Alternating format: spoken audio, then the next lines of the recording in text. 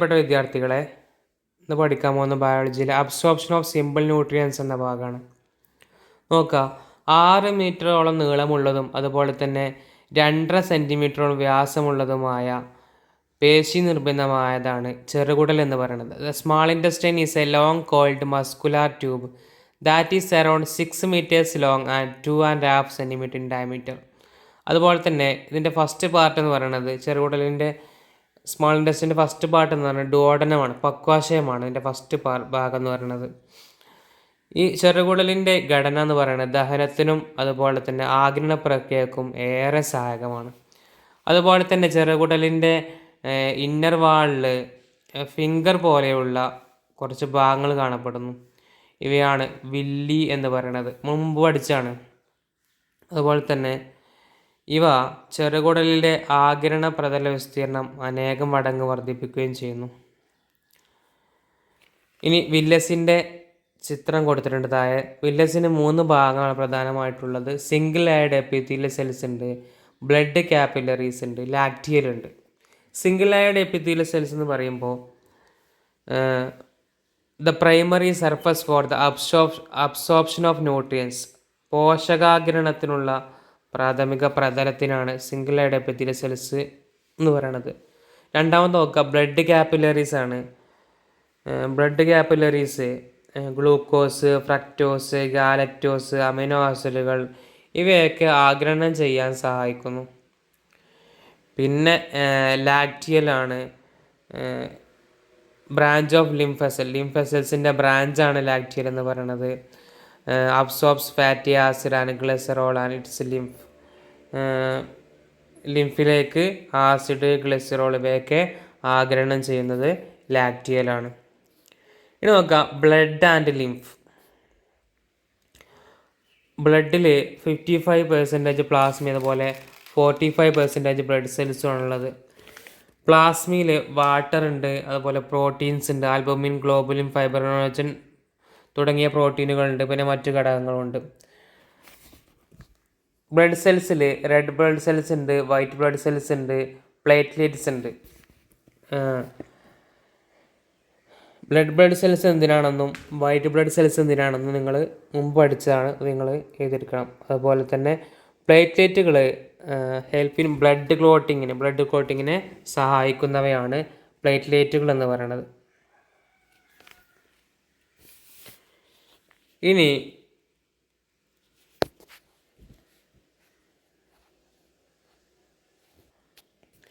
പറയാൻ പോകുന്നത് formation of tissue fluid ആണ്. ടിഷ്യൂ ഫ്ലൂയിഡിൻ്റെ രൂപീകരണത്തെക്കുറിച്ചാണ്. Tissue fluid, when blood flows through capillaries the fluid part of blood oozes into intercellular spaces through minute pores of the capillary wall. This fluid is the tissue fluid. അതായത് ലോമികകളിലൂടെ രക്തം പ്രവഹിക്കുമ്പോൾ ലോമിക ഭിത്തിയിലെ ചെറു സുഷിരങ്ങളിലൂടെ രക്തത്തിലെ ദ്രാവക ഭാഗം കോശങ്ങൾക്കിടയിലേക്ക് ഊറിയിറങ്ങുന്നു എന്ന് പറയാം. ഈ ദ്രാവകത്തിനാണ് ടിഷ്യൂ ഫ്ലൂയിഡ് എന്ന് പറയുന്നത്. ഒന്നും പറയാം, ലോമികകളിലൂടെ രക്തം പ്രവഹിക്കുമ്പോൾ ലോമിക ഭിത്തിയിലെ ചെറു സുഷിരങ്ങളിലൂടെ രക്തത്തിലെ ദ്രാവക ഭാഗം കോശങ്ങൾക്കിടയിലേക്ക് ഊറിയിറങ്ങുന്നു. ഈ ഫ്ലൂയിഡിന് പറയുന്ന പേരാണ് ടിഷ്യൂ ഫ്ലൂയിഡ് എന്ന് പറയുന്നത്. Transport of substance takes place between cells and tissue fluid. സെല്ലുകളും ടിഷ്യൂ ഫ്ലൂയിഡും തമ്മിലാണ് പദാർത്ഥ സംവഹനം, ട്രാൻസ്പോർട്ട് ഓഫ് സബ്സ്റ്റൻസ് നടക്കുന്നത്. രണ്ടാമത് നോക്കുക, ലിംഫ്. എന്തിനാണ് ലിംഫ്? ലിംഫ് എന്ന് പറഞ്ഞാൽ one part of the tissue fluid ആണ്. ടിഷ്യൂ ഫ്ലൂയിഡിൻ്റെ ഒരു ഭാഗമാണ്. Tissue fluid enters the lymph capillaries. Tissue ഫ്ലൂയിഡിൻ്റെ ഒരു ഭാഗം ലിംഫ് ലോമികളിലേക്ക്, ലിംഫ് കാപ്പിലറീസിലേക്ക് പ്രവേശിക്കുന്നു. ഇതാണ് ലിംഫ് എന്ന് പറയുന്നത്. This is called lymph. One part of the tissue fluid enters the lymph capillaries. This is called the lymph. Tissue ഫ്ലൂയിഡിൻ്റെ ഒരു ഭാഗം ലിംഫ് കാപ്പിലറികളിലേക്ക് പ്രവേശിക്കുന്നു. ഇതിനാണ് ലിംഫ് എന്ന് പറയുന്നത്. ലിംഫിലൂടെയാണ്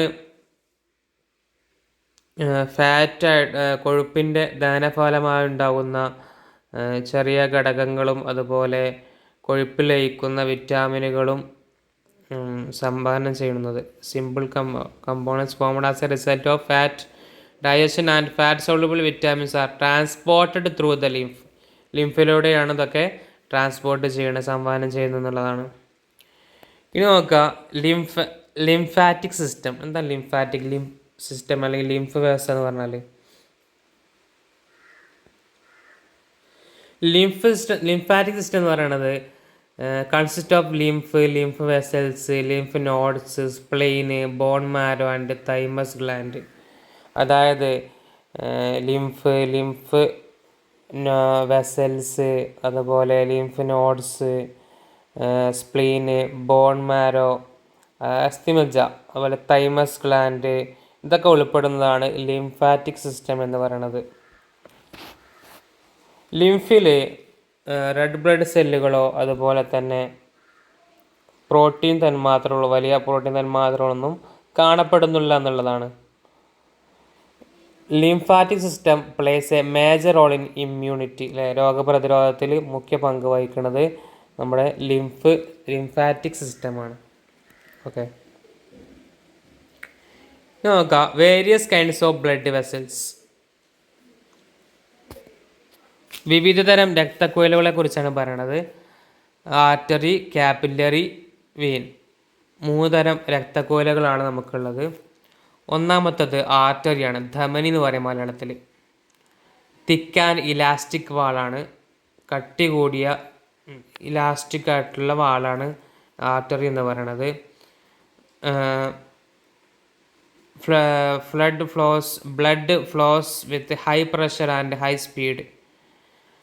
രക്തം ഉയർന്ന മർദ്ദത്തിനും അതുപോലെ വേഗത്തിലും ഒഴുകുന്നു.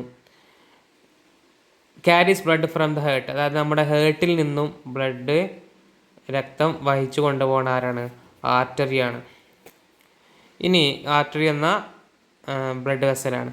ഇനി നോക്കുക കാപ്പില്ലറി എന്ന് പറഞ്ഞാൽ ലോമിക എന്ന് മലയാളത്തിൽ പറയും. ഒറ്റ നിര കോശങ്ങൾ മാത്രമുള്ള wall is formed of single layer of cells. ഒറ്റ നിര കോശങ്ങൾ മാത്രമുള്ള വാളാണ് കാപ്പില്ലറി എന്ന് പറയുന്നത്. ഇതിൻ്റെ വാളിൽ